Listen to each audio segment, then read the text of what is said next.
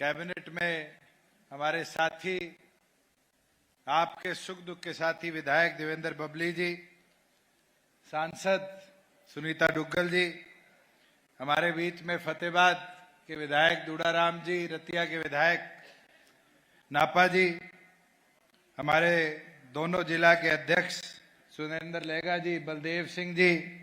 हमारे बीच में मौजूद डॉक्टर शिवाच, हमारे बीच में मौजूद चेयरमैन एससी फाइनेंस कॉरपोरेशन भाई पवन जी, तमाम मंच पर बैठे हमारे सम्मानित सदस्यगण और टोहाना के कोने कोने से आए बुजुर्गों, मेरी माताएं, बहनें, युवा साथियों, आज 2 साल बाद इस मधुर मिलन समारोह में आपके बीच में दोबारा आने का मौका मिला और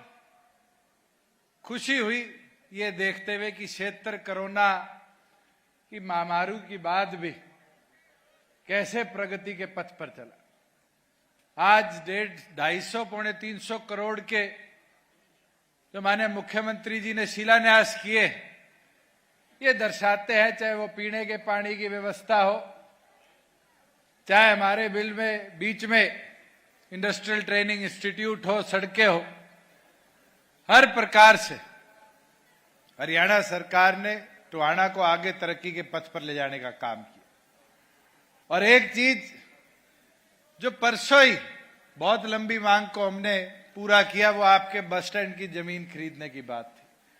मुझे याद है 2 साल पहले आया था जब बबली जी आ खड़े कह रहे थे कि जी बस स्टैंड बना दो, बहुत लंबी मांग है, 15 साल से पेंडिंग है। और मैं सीएम साहब का आभार प्रकट करूंगा कि परसों जब ये मांग आई तो ई भूमि के अंदर जब हम खरीदने का काम करें तो इनने कहा कुछ हो जाए, मैंने परसों उद्घाटन करना है, इस जमीन को खरीदने का काम करो। और खुशी की बात है कि आज उसकी शिलान्यास का पत्थर रखा गया और उसका लाभ पूरे इलाके को मिलेगा। साथियों, एक चीज और जरूर बोलना चाहूंगा कि आपके गांव में बड़ा सुंदर डेवलपमेंट इस पार्क की, कम्युनिटी सेंटर की, इसकी करी गई और ये मॉडल पूरे प्रदेश में रेप्लिकेट किया जा रहा है। आज चौपाल का जमाना नहीं रहा जहां हम बात करते कि समाज की चौपाल बनाओ, बारात को रोकने के लिए सब लोग समृद्ध हो गए। महाराज जरूरत है कि गांव के लोगों को मैरिज प्लेस ढूंढ के शादी ना करानी पड़े, ऐसी व्यवस्था गांव में बने। और हमारा प्रयास रहा है, आप गुड़गांव चले जाओ, जींद चले जाओ, आज टोहाना में आपके यहाँ इतना खूबसूरत बन रहा है। ये व्यवस्था धीरे धीरे बनेगी, मगर इसके साथ साथ आज ग्रामीण अंचल में शिक्षा का स्तर बढ़ाने की भी जरूरत है। आज आपके यहां से कोई टोहाना पढ़ने जाता है तो उसको कम से कम साइकिल पे भी आधा घंटा जाने का और आधा घंटा पढ़ाई के लिए आने का लगता है। 1 घंटा जीवन का खराब होता है। और वही शहर में बैठे हुए आदमी को व्यवस्था में सुधार है कि वो 5 मिनट में ट्यूशन पहुंच जाता है, कोचिंग के लिए पहुंच जाता है और 5 मिनट में आ जाता है। और उसके लिए हमारी सरकार ने प्रयास भी किया है और उसको गति के साथ आगे ले जाने का भी काम कर रहे हैं कि प्रत्येक गांव लेवल पर जहां पढ़ी लिखी पंचायतें तो हमने बना दी, वहां लाइब्रेरी की व्यवस्था हम करने का काम करें, जिस व्यवस्था से गांव के बच्चे को भी कॉम्पिटिटिव एग्जाम्स की किताबें लेकर अफसर बनाने का जो सपना हमारा है, उस सपने को पूरा करें। और केवल मात्र यहां का नहीं, वो सपना हरियाणा प्रदेश की नौकरियां या केंद्र की नौकरियां तक सीमित नहीं, चाहे वो पंजाब की हो, चाहे वो राजस्थान की हो, चाहे उत्तर प्रदेश, मध्य प्रदेश की हो, उनके अंदर भी अपनी हिस्सेदारी डालने का काम करें। मैं अभी आपके गवर्नमेंट हॉस्पिटल के लोगों को चिरायु योजना के बारे में बोलते सुन रहा था। हरियाणा ने वो मॉडल बनाकर दिया है। और मैं एक चीज बोलूंगा, सीएम साहब का ये सपना भी था कि हमारे यहां अंतिम व्यक्ति तक कैसे बेहतरीन लाभ पहुंचे। और हमने पिछले साल बीपीएल की जो सीमा 120 पूरे देश में है, उसको बढ़ाकर 180 करने का काम किया। और इनका धन्यवाद है कि इनने आयुष्मान को भी उसके साथ जोड़कर 1,80,000 तक हर गरीब आदमी के परिवार को 5 लाख तक का बेनिफिट पहुंचे व्यवस्था बनाई। और 5 लाख केवल मात्र हरियाणा ही नहीं, देश के किसी कोने में कोई बीमार हो जाए, अगर आपका वो चिरायु आयुष्मान कार्ड है तो उसका पूरा लाभ देश के किसी भी अस्पताल में हरियाणा प्रदेश का एक एक नागरिक उठा सकता है। साथियों, इसी तरह राशन कार्ड की बात थी। वो दिन मुझे भी याद है जब मैं सांसद था और लोग आते थे, जी एडीसी को फोन कर दो, पीला राशन कार्ड बना दे। आपके यहां तो सरपंच से लेकर हर प्रकार तक सिफारिश चलती थी कि आयुष्मान कार्ड बना दो, आयुष्मान ये पीला राशन कार्ड बना दो, और कापियां लेकर घूमते थे। आज क्या व्यवस्था है? अगर परिवार पहचान पत्र में किसी के परिवार की आय को आज 1,80,000 पर हम वेरीफाई कर देते हैं, तो अपने आप हरियाणा सरकार उसको पीले राशन कार्ड की बीपीएल परिवार की श्रेणी में डालकर सारी सुविधाएं देने का काम करती है। उसको 20 रुपए का फार्म भरकर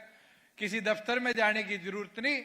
आज घर बैठे उसके परिवार की अगर आय 1,80 से नीचे है तो उसको ये सुविधाएं देने का काम हमारी सरकार कर रही है। साथियों, एक चीज और आपके बीच में रखना चाहूंगा कि एक कदम हमने उठाया है, और वो कदम देश के अंदर जहां 1 डिस्ट्रिक्ट 1 प्रोडक्ट का है कि एक जिले के अंदर एक उत्पाद बढ़ेगा, वहां हरियाणा इकलौता राज्य है जिसने देश के अंदर एक मॉडल बनाया कि हमने 140 ब्लॉक्स, अब 142 हो गए, 142 के 42 ब्लॉक्स के अंदर 142 वस्तुओं को कैसे निखारा जाए, बढ़ाया जाए, उसके ऊपर काम करना शुरू किया। और मैं तो आज आप सारे हल्के के साथी आए हैं, मैं तो आपसे आग्रह करूंगा कि सरकार को 50 एकड़ 25 एकड़ इकट्ठी करके दो कि आपके चाहे जाखड़ ब्लॉक हो, टोहाना ब्लॉक हो, 2 उत्पाद की पहली इंडस्ट्री कोई फतेहाबाद जिले में लगे तो आपके इस इलाके में हम लगाने का काम करें। आज बड़ी वस्तुएं बनाने के लिए मारुति टाटा बिरला को लाने की जरूरत नहीं, दिन प्रतिदिन गांव से चीजें उठ के शहरों की ओर जा रही है। मैं तो एक दिन उस पे देख रहा था अमेजोन पे, और अमेजोन पे लिखा हुआ था 140 रुपए में क्या चीज बेच रहे हैं, 100 गोसे। औरतों ने ये उत्पाद भी शुरू कर दिया, मगर वो एक स्टार्टअप है कि गांव के उत्पाद को कैसे मार्केट मिली, ये डिजिटलाइजेशन का फायदा। और पद्मा का भी ये सपना है कि हम common service centre, common packaging centre सरकार की तरफ से बना के, और आपका तो डी ब्लॉक में आता है, 85% तक इंफ्रास्ट्रक्चर कॉस्ट हरियाणा सरकार देगी, जो वहां पर खड़े होने के लिए प्लग एंड प्ले के अंदर इंडस्ट्री आएगी, और इंडस्ट्री को एक सुनहरा अवसर देगी कि टोहाना से, जाखड़ ब्लॉक से उठ के वस्तुएं और दिल्ली, मुंबई नहीं, विदेशों तक इन बड़ी बड़ी कंपनियों के माध्यम से हम भिजवाने का काम कर पाए। एक चीज और, जहां पहले हमारी फर्दों के लिए हमें जगह जगह घूमना पड़ता था, नकल लेना पड़ता था, 1.5 महीना पहले हमने केंद्र सरकार से एक सॉफ्टवेयर लिया, और आज उस सॉफ्टवेयर का यह फायदा है कि अगर कोई अपनी फर्द हरियाणा के किसी भी जिले की निकालना चाहता है तो जमाबंदी की जो हमारी वेबसाइट है उस पर जाए, और उसके बाद वेरिफिकेशन के लिए आपको किसी के हस्ताक्षर की जरूरत नहीं। आज तो यह हालत है कि हमारे पटवारी भी ओवरबर्डन्ड है, उनको ढूंढना पड़ता है कि कौन से गांव में है, क्योंकि उनके हल्के बड़े हो गए। आज उस व्यवस्था को डिजिटलाइज कर दिया गया कि आप ऑनलाइन जाकर डाउनलोड करोगे तो उसको क्यूआर कोड के साथ, डिजिटल साइन के साथ हमने वेरीफाई करने का काम किया, और बैंक तक उसको वेरीफाई कर कर, सरकारी अफसर तक उसको वेरीफाई कर कर उसको डिजिटली पकड़ने का काम करेंगे। साथियों, इसी प्रकार से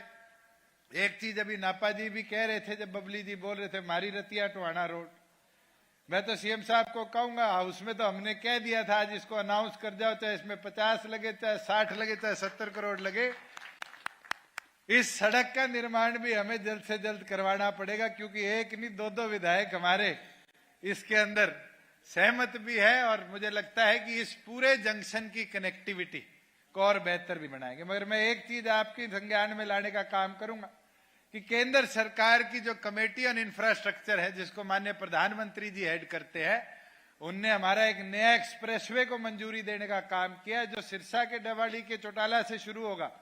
और पानीपत या समालखा के बीच में जाकर खत्म होगा। वो भी जाएगा तो आप तीनों विधायकों के हल्के के बीच में से जाएगा,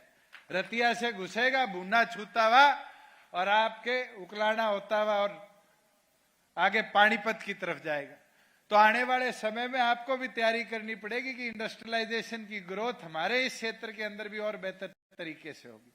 और मैं तो अंत में इतना बोलूंगा कि साथियों,